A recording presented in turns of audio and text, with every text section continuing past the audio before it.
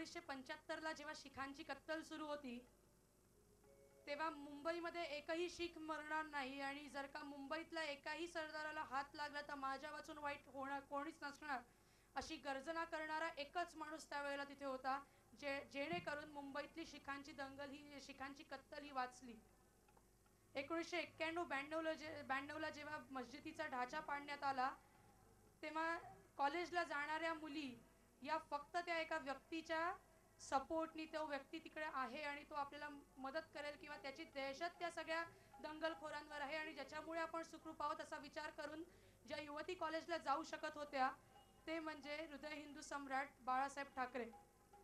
असे कित्येक दाखले देता येतील ज्या दाखल्यांकडे बघून आपल्याला असं म्हणायला आपण मजबूर होतो की मुंबईमध्ये वर्चस्व किंवा मुंबईमध्ये मराठी बाणा किंवा मुंबईमध्ये हिंदूंना जपण्याचं काम जे केलं ते बाळासाहेब ठाकरेंनी केलं। नुकतंच त्यांचं निधन झालं। त्यांच्याबद्दल 4 लाईनी सांगते।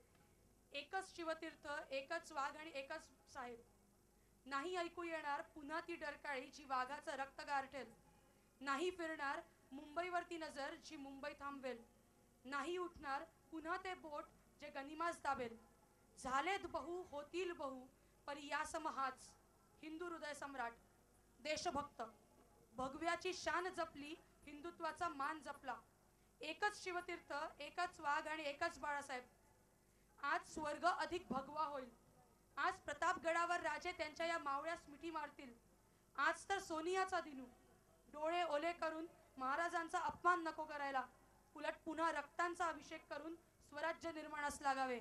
हेच स्वप्न होतं बाळासाहेबांचं आणि हीच त्यांना खरी श्रद्धांजली।